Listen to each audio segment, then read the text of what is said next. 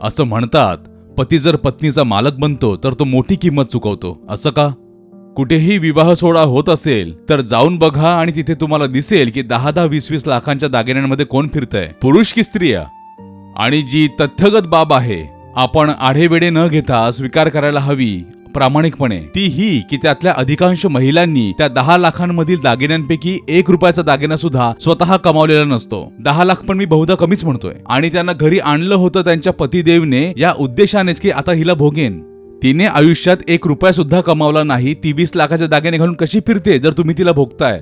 करोड 2-2 कोटींच्या गाडीमधून एक अशी व्यक्ती उतरते जिने आयुष्यात 1 रुपया सुद्धा कमावला नाही. सांगा कोण कोणाला भोगत आहे?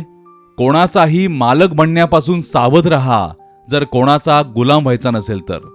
आणि ज्याचे मालक बनाल तर अद्भुत अस्तित्वाचा खेळ आहे की ठीक त्याचेच गुलाम बनाल. भोगण्याच्या उद्देशाने ज्याच्याशी नातं जोडाल त्याचेच सेवक व्हाल.